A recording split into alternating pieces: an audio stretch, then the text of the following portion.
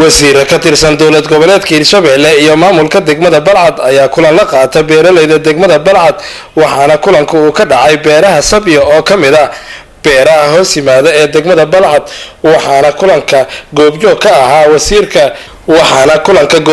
ahaa wasiirka beeraha iyo waraabka Hirshabelle Cali Xaaji Cabdulle Isgow iyo wasiir ku-xigeenka beeraha wasiir ku-xigeenka xanaanada xoolaha maamulka degmada Balcad iyo qaar kamid ah beeralayda waxaana kulanka intii uu socday lagu dhisay guddi ka kooban 4 xubnood oo yeelanayaan beeralayda degmada Balcad ugu horeen waxaa madasha ka hadlay qaar kamid ah beeralayda iyo waxgaradka deegaanka laga bilaabo saacan beeralayda Hirshabelle xuduudda ay leeyihiin ay labada degmo ee Balcad iyo Afgooye ay leeyihiin wabiga labadiisa dhinac jaale wasiir waxa idin sheegaynaa in reer Hirshabelle ay diyaar u yihiin inay ku xirmaan maamulkooda Hirshabelle oo hogaamiyay madaxweyne Cali Cabdullaahi Cusable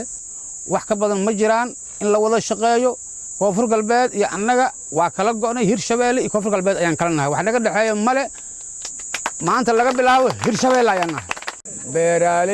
beeralayda oo mahan isugu timid bari ka bacd inay ereg ahayn ay waxooda leeyihiin ay ereg leeyihiin aan halaha hortooda ka cadeeyha hadda Hirshabelle hantida ka baxday ama dhaqaale ka baxay aan meel kale u dhoofiha maanta waa nasiib wax lagu qoslo waaye yaan lagu riyoonin maamul baan lahayn cusub Hirshabelle gudoomiyaha maamulka degmada Balcad Cismaan Maxamed Xaadoole ayaa beeralayda ugu baaqay inay la shaqeeyaan maamulkiisa si loo horumariyo degmada Balcad annaga kama maamul ahaan beeralayda waa idin la shaqeynaynaa insha Allah hadii Ilaahay waan idin la shaqeyn jirnaa haddana waa idin la shaqeynaynaa idinkana waxaa la rabaa inaad nala shaqeysaan inaad degmada xoojisiin degmadu waxay degmo ku tahay ku faanayso waa beeraha iyo shacabka ganacsatada dadka degan dadkeeda hadayna dhisanna waxay qabsan kartaa ma jirto marka inaad dhinac kasta garab naga siisiin annagana waxay nooga kii aan garab idinka siino ayaan idinkula dardaarmayaa qaar kamid ah wasiirada ka soo qayb gala kulanka ayaa iyana beeralayda ka codsaday inay la shaqeeyaan dowlad goboleedka Hirshabelle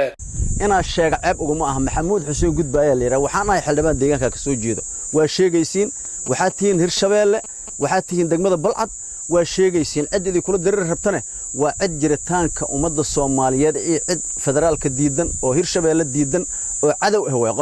ah way qofka diidan waxaan wadadana dhista hal $1 hadaa isku darsatiin wadada maanta ay ku dhibantihiin qofkiiba $1 waxa laga yaabaa teleefankiina meeqa jeer $1 idinka qaldamay oo la soo celi waay ugu dambeyn waxa beeralayda la hadlay wasiirka beeraha iyo waraabka Hirshabelle Cali Xaaji Cabdulle Isgow waxa uu sheegay in beeralayda degmada Balcad ay gacan ka sii doonaan sidii loo hormarin lahaa beerahooda Shabeellaha hoose guddiga Shabeellaha hoose iyo Shabeellaha dhexe oo guddi beeralay haddana waxay garteen Shabeellaha dhexe in ay maartay ay guddigoodii ay gaar u la baxaan oo ahaadaan Hirshabelle oo guddi gaar ah oo guddi beeralay ah ay sameystaan oo guddiga beeralayda Hirshabelle la yiraahdo anna waa ballan qaadayaa dawladda Hirshabelle ay ballan qaadaysaa